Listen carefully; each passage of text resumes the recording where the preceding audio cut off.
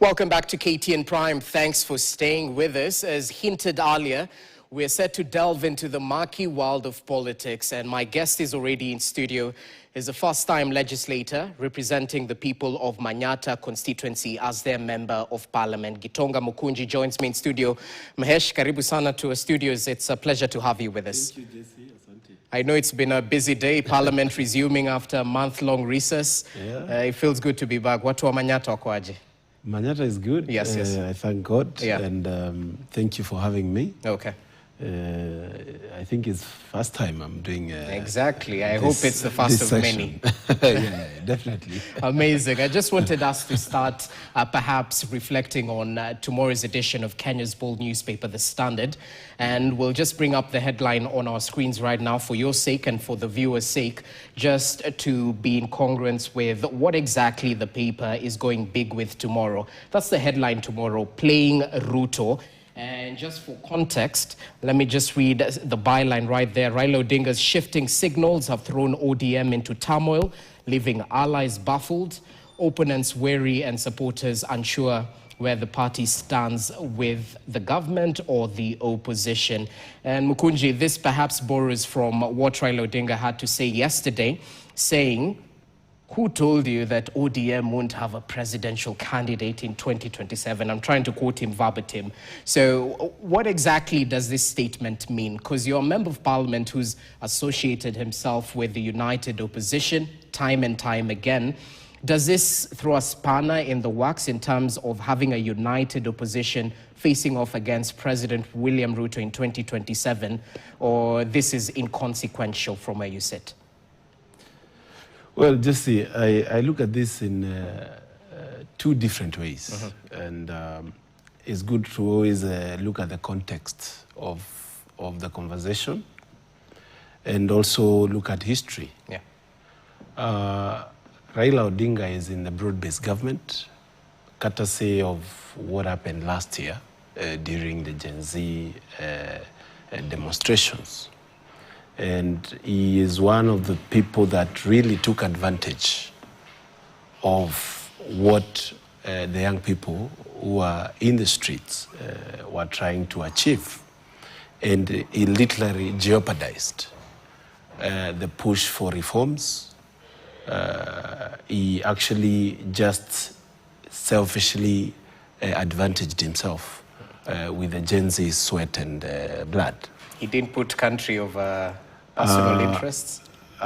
The young people who were going to the streets had a very clear, elaborate agendas. They were speaking of fight against corruption, looking at our debt levels and making sure that we reduce on spending, government spending. They were talking of very vital things that affect the day-to-day of running of this nation. But Raila Odinga decided to make a pact with the president. And that pact, of course, had some sort of a hidden agenda.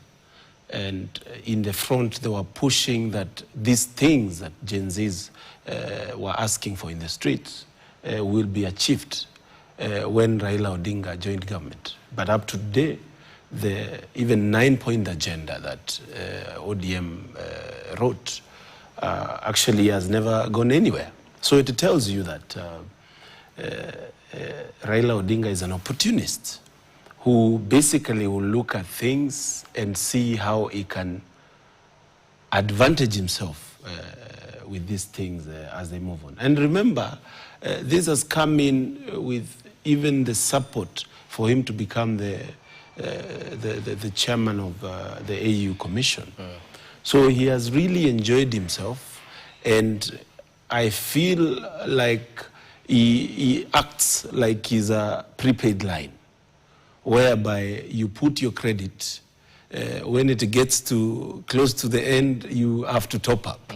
And maybe he is pushing his stakes a little bit higher now that he sees there is another good bargain that he can get in 2027 campaigns. So for those who say that he brought political stability and there's room for development now to happen, what do you tell them? political stability was there even before. And I believe Raila Odinga, what he did is actually he sabotaged the demands that were really an envisioned change by the young people of this nation. The reason why today we can't speak much of the gains after such a revolutionary push by our young people is because of Raila Odinga. And him saying that he has a contract up to 2027 with the president, it tells you that he is seeing another opportunity to renegotiate and actually now get even a better deal with the broad-based government. If you look at really the stability of a nation, cannot be determined by Raila Odinga and the president. The stability of the nation will only be determined by how Kenyans are feeling at heart. They might be quiet right now, but the volatility of what could happen is just a matter of a second, simply because the stability of a nation does not work with how you suppress the nation, how you curb and reduce on dissenting voices, how you arrest people who have a dissenting voice, and how you are able to ensure they don't speak.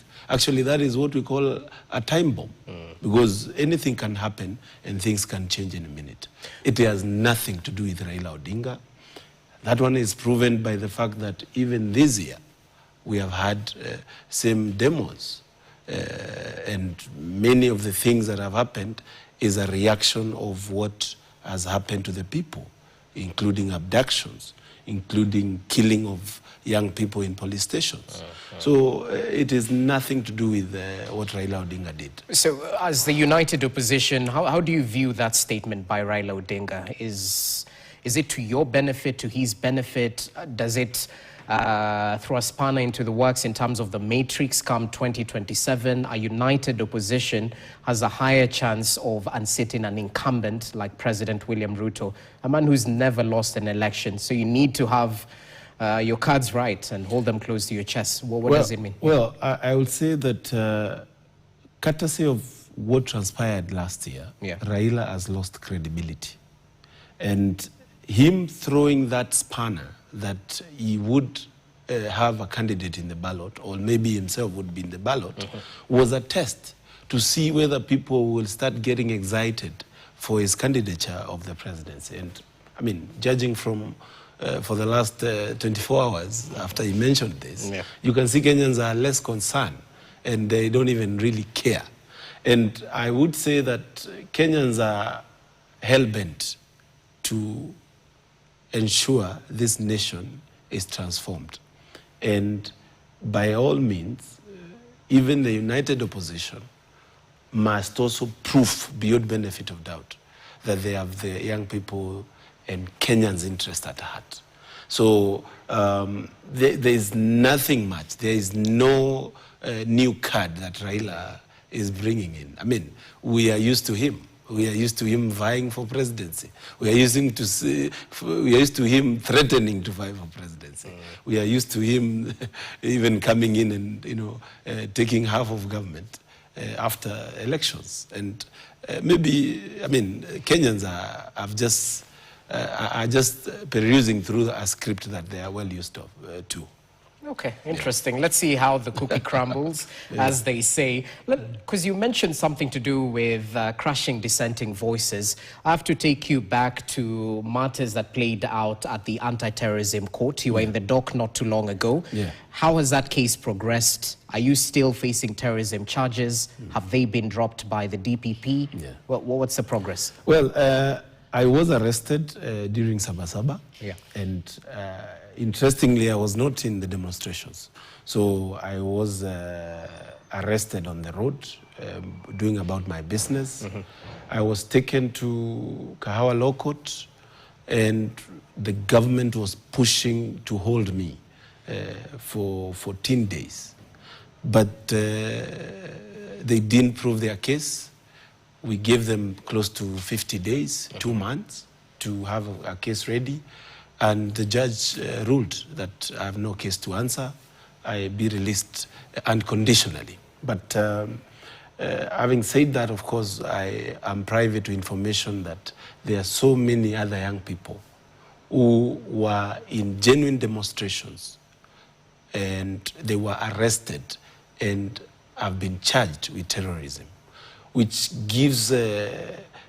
comes as a way to actually suppress and use criminal justice system to suppress people who are not agreeing to what you are putting forward. And the whole idea is to actually make people cowards and make people cow their tails and hide inside their bedrooms. But the interesting part is many people are actually coming out even more brave.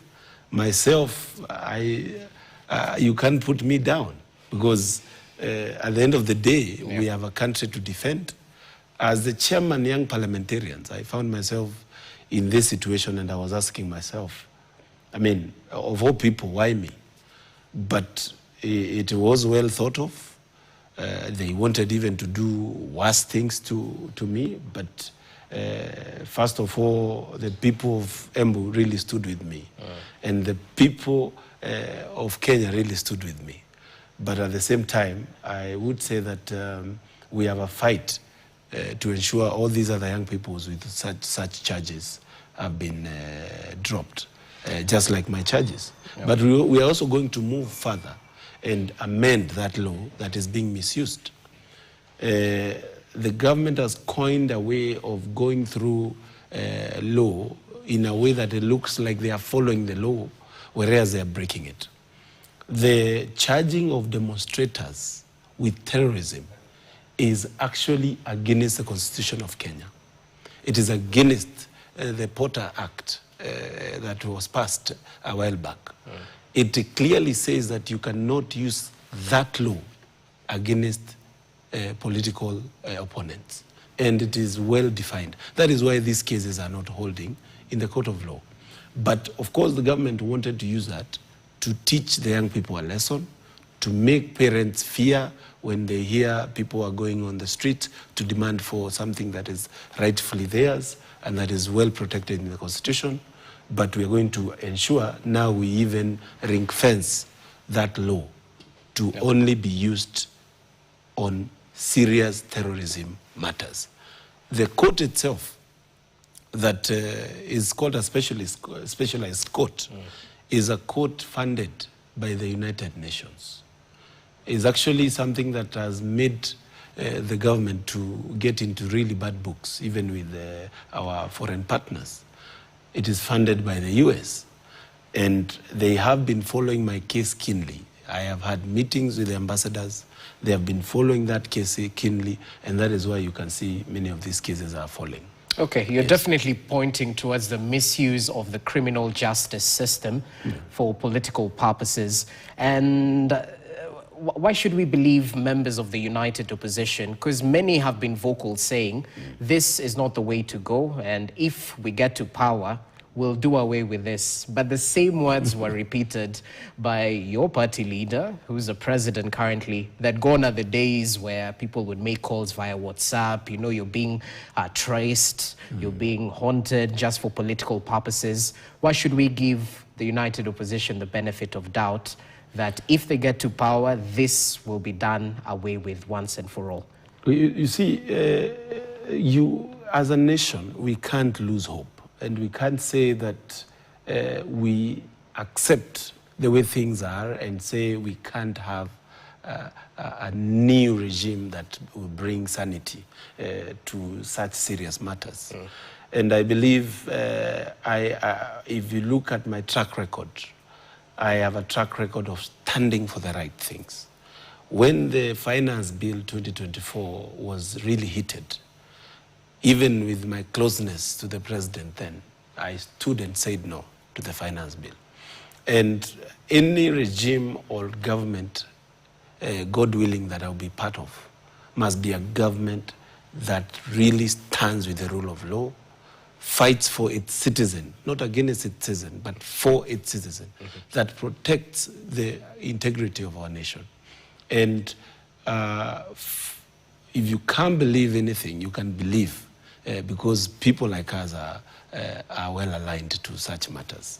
And I mean, Kenyans will always take a gamble on these matters. Yeah. I mean, somebody will come and tell us he's a good person, but I believe you have got to have a track record that speaks for itself. And Kenyans now are wiser. This is not a nation that now you can bring your small issues and dissenting voice, cancellations, coming on social media. You can't do that in this nation right now. If you want to believe me, look at the new changes. You know, we have had all these things happening previously, but now, if you look at how the government is coming in, although in a way to dupe Kenyans, is coming in to look like it's trying to correct the wrongs that they have done. But Kenyans have already moved on. So it tells you that this is a new nation with a wise population, a population that knows exactly what leadership it is expecting from people. Anybody who comes with that script is going to be put ahead by the Kenyans people. Interesting. I am tempted to ask you if you still associate with the UDA party, the ruling party, because you've been quite vocal in terms of, if you focus on the Baringo North by-election, by the way, which is happening on November 27th, and campaigns are set to run from 8th October to 24th November. You have been vocal in terms of supporting a candidate who's supposed to run on an independent ticket, but previously he was set to run on DCP. So aren't you at crosshairs with your party, UDA, and the party you seem to support, DCP, for supporting an independent candidate who will be vying against your own party and the party you associate yourself with? Well, I'll first say that, you know, when we got to leadership in 2022, we had a lot of promises for Kenyans. And our mantra, that is the bottom up, was something that was supposed to really reform Kenyans and make sure Kenyans feel part of government. But immediately we got in, things changed.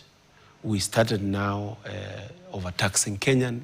We started borrowing beyond even what we had said we will borrow. We started even not only doing that, but also now going beyond and going against the rights of our people. And as a legislator, you have got to actually be very clear. Party line cannot go beyond your mandate as a member of parliament. That is to oversight government, to be vocal when government is doing the wrong thing, and to stand with your people as a representative of the people. If you are a member of parliament and you don't speak the language that your people are speaking, then you are literally not a member of parliament. You are actually a person who is not representing your people. And I believe that is the reason why many people would say that Mukunji is vocal against the government, because I'm doing my work. And it is aligned in the floor of the House and also outside the floor of the House. There's no way you can defend SHA if SHA is not working, just because your government is pushing SHA. I mean, if it has to work, let it work for your people, then you can push it. There's no way you can defend corruption just because it is aligned to the things that you're pushing in government. And that is why I even call upon my colleagues to change tactic, because at the end of the day, you'll go back to those people to actually ask for another dispensation. Coming to Baringo North, well, I believe people of Baringo North deserve a good member of parliament. When the previous member of parliament got his job as a CS, many people from Mbeere North approached me, and they like my style of leadership. They told me to be to act on their behalf on the floor of the House, to look at what really affects them. Things such as Mogoka. You remember Mogoka was being banned the other day. Yeah. And I stood out strongly to defend Mogoka, which is the biggest cash crop for the people of Mbeere North. When the issues of their road projects and those matters were being pushed in the budget, I was actually looking up for them. And that is why I was very keen to actually have, to participate in that process of locating a member of parliament for them. But the ultimate decision is with the people of Mbeere North. My candidate that I had moved around with went to independent after getting wind that there is negotiation to field one candidate for united opposition. But now, after that, he moved very quickly. He didn't wait for what I would call dialogue. He moved very quickly, jumped from independent and moved again to another party that we can't really trust much. So he's not vying as an independent currently? He moved again. Oh, okay. Which party is this? I don't know. It's either CCM or something. Okay, okay. CCM, CCK, something like that. But I wish him well. So are you still supporting the candidate, or that's it? No, for now, yes. We will allow the people of Mbeere North to make their decision. But also, I'm waiting to see the final list by the IEBC, so that we can be able to peruse and see the people who are coming. But I will still say that for Mbeere North, of course, we have seen a lot of money coming in. There is a lot of money from government, which is actually corruption money that is being brought there to dupe members of the public to support the government candidate. And I have interacted with the people of Mbeere North for a number of times now. They are very resolute. They don't want anything to do with being duped. And they get a candidate who will not have their interests at heart. And I will continue to remind them when the money comes, because it's their taxpayers' money, they should take it. But on the decision, they should make a decision according to a member of parliament that is going to serve them and serve them well. Okay, that's interesting. So officially you've withdrawn your support for that particular candidate. Are you supporting the UDA parliamentary candidate, or are you throwing your weight behind the DP candidate who's in the united opposition? As of right now, and I've been following conversations on media, there's no clear we have to get into a clear path on who is on the ballot. Because you might say you are supporting this one, then he jumps, and then you even find they're not in the ballot. So I would rather not answer that question right now until we have a whole clear list from IEBC that now, if I am coming to Mbeere North, I know these are the people we are competing, or these are the people on the ballot. I think that is better. Okay. Tell us about the dynamics at play here, because in the media, we've been echoing the fact that this by-election is a litmus test, especially since it's happening in the Mount Kenya region, knowing very well the events that have played out in the last 2 years and how the mountain has been perceived to have left the UDA, the ruling party. What dynamics are at play in the Mbeere North by-election, and how important is this for your friend Rigathi Gachagua, who seems to be throwing his weight behind the DP candidate? Of course, as you mentioned, we're not clear about the final list, but as things stand, it seems that DP will be going into this race with the support of DCP. What do you... the dynamics of Mbeere North election. Number one, this is a place that feels that it has been left behind. Despite the national chair of UDA, despite the national chair coming from Membu, despite them having a number of ministers and CSs, including the current CS for Labor. And I believe... CS for Public Service, sorry. Yeah, public yes, service. Yes. For Mombasa North, one of the things that they're looking at is to get a member of parliament that really represents them as a people. And it is not easy to actually say right now, because of all these dynamics, what will come to play. There has been a lot of talk that there is a lot of clanism in Baringo North. True. And some people are saying, oh, they are playing clan cards to ensure they get one of theirs in the seat. But having interacted with those people, the clan factors really don't matter much. They don't matter much. People must come out, give out their agenda, come out strongly and show will to actually lead the people. And those are the people that are going to win that position. On the current situation, the DP candidate, the other candidate, Mboi, there's another one on the government side, there are others. All that list you can't really know until the IEBC clearly informs that this is the list of the candidatures in Baringo North. And that is the best time to have discussion now on the dynamics that will come to play. Because, of course, it has only 3 wards. It has Ivurore ward, it has Mumenji ward, and it has Ndawa ward. There's an area that is very quite agricultural.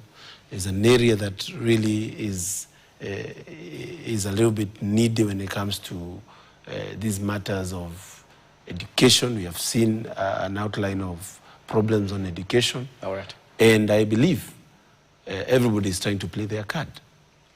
The government is coming with money. It's coming to sing the song of we have money and we're going to buy all of you. The other side now, we are waiting to see how they roll out. Boy guy, I had done some introduction to him. I don't know how it is going to go. So we will wait until we have the whole thing on the table, and I hope we can agree. And I hope the people of Manyata are not feeling your absence as you follow what's happening in Baringo North. Well, the people of Manyata are very lucky, because they normally tell me that they have gotten somebody they can grow, who one day might be the president of this nation. And they have set me free to not only move to Mbere and the other places, but also move around, even in this nation. As a chairman, young parliamentarian, I interact with people in Turkana, in Kisumu. I was in Kisii the other day, because at one point, when you're given a chance to be a member of parliament, you are actually called a member of parliament of Kenya. Not only for Manyata. Yes, you represent Manyata, but you represent the nation. Interesting. And that is something that I know at my young age, people of Manyata are quite excited about. So tell me this as we finalize with matters to do with this by-election. At the end of the day, if UDA does not bag this ticket, do you think this is a sign of things to come 2027, especially since the deputy president, we've seen him at the forefront trying to push the UDA policy and the candidates in Baringo North? And apart from that, if we flip the coin, and if the united opposition candidate loses, does this mean the stakes or the claim Mount Kenya region by one of the members of the united opposition is simply on paper? Kwa ground vitu ni different. Well, politics and time are two enemies. And I believe the opposition, and I'll not say the opposition, I'll talk about the former deputy president, Rigathi Gachagua, stands with a very strong support, regardless of whatever happens in Baringo North. I am very keen to note that even when he doesn't have a candidate in Baringo North, his party ranks close to 47% in popularity in that region. And the other parties, including UDA, is at 23%. The other smaller parties, DP and the rest, they are even below that. Then why did he field his candidate in support of... I think he explained himself very clearly. Okay. I don't have to repeat. Sure. And it tells you that already he stands in a good place no matter what. But of course, even when UDA is struggling to really use the resources from government to push their candidate, theirs is a done deal. Because at the end of the day, of course the people are watching this, but they know there's one player who doesn't have a card on the table yet, and he's the big man on that region. And it is obvious that Baringo North is not a unique situation. When it comes to the support in the Mount Kenya region, it is solidly, and it has solidly put itself behind Rigathi Gachagua. And this one is all the way from Meru, coming down to Embu, going all the way to Nyeri, Kirinyaga, all those areas around Mount Kenya. The solid support he enjoys cannot be messed by anybody. So and people have tried. Yeah, from what you're saying, it seems... If you look at many cards that are coming to play, it is actually to destabilize that support. But the interesting part is they come in, but Rigathi Gachagua's support remains strong and solid, as it were. And that tells you that people are looking at the bigger picture here. They're looking at the bigger picture of 2027. The community feels shortchanged. The community feels like it was not taken with the seriousness it supported the candidature of William Ruto. The Embu people were stagnantly at 90% support for William Ruto in 2022. 90%. Even when he was not coming there, when he was good, they were stagnantly there. Okay. But now, with how things transpired, how things turned out, they completely left him, and if actually he appears in Baringo North to support a candidate, that candidate, if he was at 5%, he'll be at 1%. If he just appears. Okay. Even if he makes a phone call to say that mutashikilia huyu, it moves to 1%. That is how badly his support is in Embu. Well, we've had the same being said about the Embu governor, Cecily Mbarire, and why she's not involving herself. They go together. It is one card. So is Uhuru Kenyatta inconsequential in the Mount Kenya region? He's set to have an NDC, a special NDC with the Jubilee Party this Friday, if I'm not wrong. From what you're saying, Rigathi Gachagua is the start and the end. You see, and I will tell you the reason. You know, it's important to analyze the reason so that you don't say, I am just saying this thing as a biased person. People are aware, the people of Mount Kenya are already out of matters to do with Ruto. They are done. They are completely done. Completely.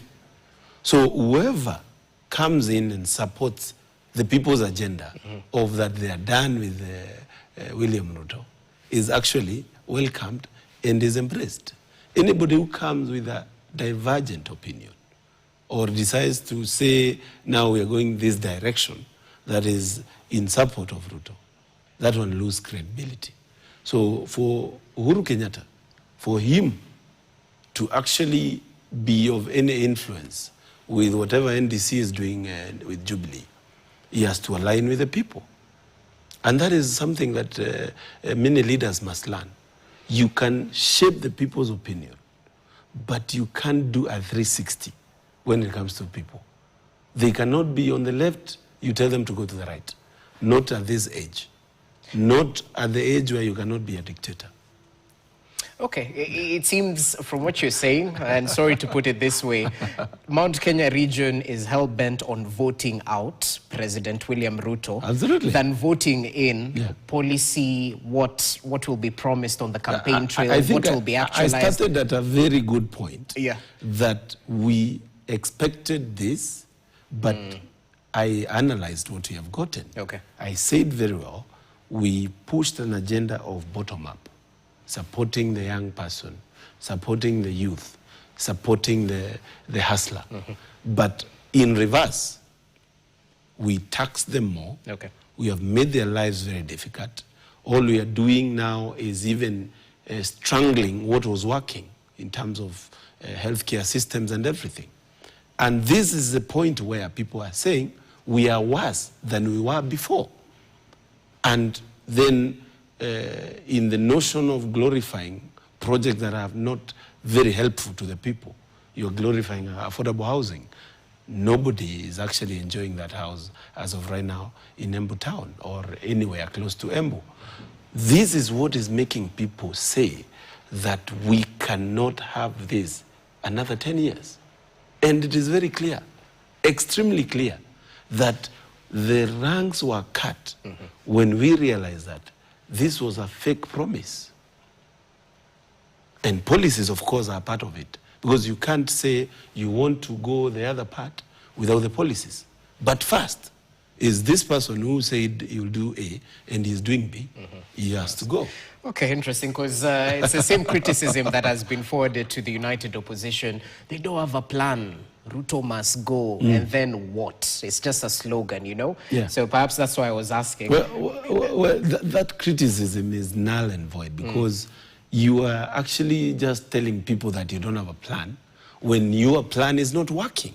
I mean, you first have to say your plan has worked like this and this, then you say your plan is not working. But you can't have people who are at level A and they have actually gone lower to a lower level. Then you say, now you give me your plan. Yep. You will steal that plan.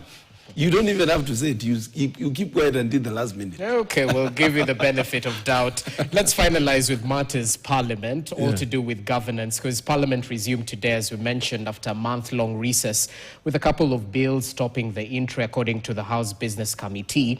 And just for our viewers' sake, some of the what's topping the list in terms of legislative agenda is a debate on virtual asset service providers amendment bill, and there's equally the Kenya Roads amendment bill that seeks to classify public roads and whatnot. I'd like your take on a couple of contentious issues, not specifically the in-tray for members of parliament as you resume. There's this bill that seeks to entrench NGCDF, Senate Oversight Fund, and the National Government Affirmative Action Fund, NGAF, in the Constitution. Despite the positive impact that has been touted time again in constituencies when you talk about NGCDF, there are those who say that legislators have no function to receive money and provide services. It's not part of their functions. What do you tell those that say legislators being administrators of the kitty is against the Constitution? Well, let me say that I believe this nation cannot be undoing what works. And we say we are progressing. If it's illegal? Well, it is upon us to really look at what works and make sure that we seal all the loopholes to ensure there is a continuation of its implementation legally. Not illegally, but legally. Because legality of something is if it is working for the people or not. That is where it starts. But let me talk about two things. One, the NGCDF. NGCDF is a fund that is visible. And it's a fund that is well protected in terms of even matters to do with misuse of resources. It is only the NGCDF fund that you can only use 5% on administration. The rest must go on tangible development. Only 5%. And that tells you that even the efficiency and return on investment for our taxpayer dollar is actually very high. And that is why you find, and yourself you have said it clearly, that it's a fund that is really transforming the nation. Now, what do we do with NGCDF? And what is the bone of contention? The bone of contention is, it is a constituency fund, and we are supposed to devolve funds to counties. That is the whole argument. Sure. That this fund that is doing amazing things, it is visible. But it is visible because there is something happening when that fund gets to the constituencies. Unlike what gets into counties, that is not quite visible. That tells us we need to actually protect that fund. Okay. And Kenyans that went on public participation really agreed with many of us. I feel sad when I hear people discuss NGCDF, because I wonder, we have actually serious matters we need to actually reform. We need to reform devolvement of funds on county levels, whereby close to 70% of our counties use 80% of their resources to pay recurrent expenditure, something that NGCDF you can't do. These are things that we need to discuss. Okay. And if we remove that fund, abolish it, what will happen now is we'll have a more desperate population. And we will continue crying, and we are crying legally that NGCDF left because members of parliament had influence on it. Members of parliament play only a peripheral role on matters NGCDF. Today, the committee, and maybe it is a time we need to think about looking at the model of NGCDF. All right. And copying to other funds, including the county funds. There is a committee at the national level under the Ministry of Treasury. That committee oversees another committee in the 290 constituencies, whereby these committees look and compare pricing of even building a class to the 290 constituencies. And they have to have their proposals approved by the HQ. So even on matters to do with exaggerating a price, you'll never find that. You have had counties buying a wheelbarrow at $1 million. You cannot build a class with a price that is not making sense with NGCDF. Okay, fairly. And maybe that is something that we need to discuss. Why we are entrenching it is briefly, because we have to have this fund working for the people, and it is best if it is in the constitution. Okay. People are playing monkey games with it. We have had Raila Odinga throwing punches on NGCDF because he doesn't understand NGCDF. But the whole idea is to ensure that people are as desperate as possible, and they're left to the serious problems that cannot even be solved by So in short, you don't think counties can do an exemplary job just the same way MPs are doing? But we have to change the model, as I've said. Okay. We have to embrace the NGCDF model.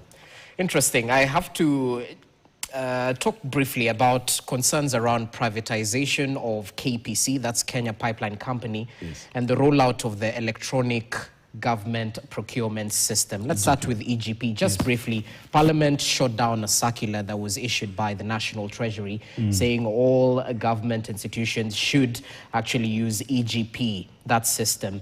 And we've seen courts actually put a halt on that particular matter, but Treasury not too long ago actually vowed to push for the implementation despite Parliament's and courts ruling.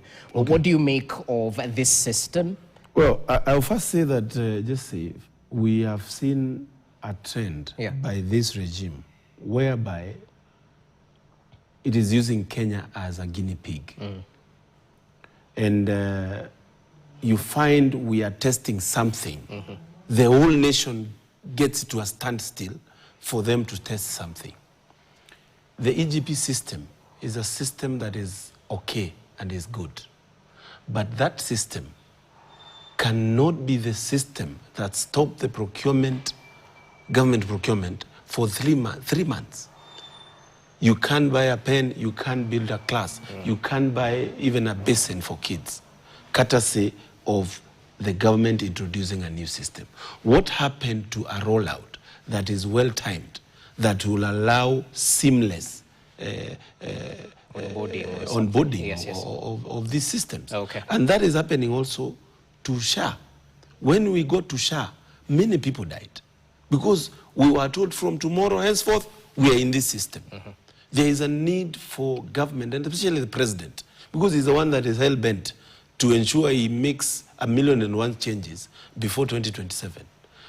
There is a need to embrace a rollout system that does not strangle Kenyans. Okay. The Fair EGP point. system Yes. must be given time. It should be rolled out. It will bring a lot of sanity on procurement, but it cannot be that we will wait for years and months to ensure government runs. And it is not trickling down. When there is no procurement in government, there is no revenue even in the lowest level, because money trickles down. Of course. When contractors paid by government. Government is the biggest contractor. It holds its money. These are the same resources you see doing empowerment, because there is a lot of money in treasury that cannot be used by any ministry, so they are given to the office of the president and the deputy president. Interesting. And it ends like that. Let's finalize with matters privatization. Privatization. Some argue that Yes. privatizing underperforming assets would provide state resources for development. Very good. And that's not a bad thing, of Yes. course. But why would Parliament actually try and ring fence the privatization of KPC? What exactly were you trying to avoid? I will actually say Yeah. I am one person who was against, Fully here. fully against the privatization of KPC. For one simple reason. KPC is doing very well. As a national asset, it is profitable, it is making money. And when this privatization bill was being passed in the National Assembly, it was supposed to go for corporations that are underperforming or are poorly performing. Before we get to KPC, there are so many other parastatals that we should have gotten into, starting with the numeric machine complex. You know? Yeah. Some that have never made even a... We have even some parastatals that people just exist. But why are we going for this? This is corruption. This is not straight. And that is why I was very happy when members of parliament were not very okay with passing that. Okay. They know Kenyans are watching. No due public participation was done. It came in the last minute before we went on recess, and it smelled like corruption, looked like corruption, and it is definitely corruption. There are people who want to make the big buck with that sale. Interesting. Since you've mentioned matters corruption, I wish we had time. I'd put you on the receiving end in terms of the statements that were made by the president, actually tainting Parliament as a house of corruption. But that's a story for another day. Hoping we have time. More conversations. Absolutely. We'll be calling you again since you're the chair of the Young Parliamentarians Association. Thank you. Thank you so much for your time and your input right here as we got to listen to Gitonga Mukunji's take on a couple of issues, touching on the Baringo North by-election, touching on the opposition politics and how it will play out come 2027, and of course the parliamentary entry as Parliament resumed its sittings after a month-long recess. Thank you so much for watching KTN Prime. Hope you're adequately informed. On behalf of the entire team, including Ashley Mazuri, we say good night. Enjoy the rest of your viewing.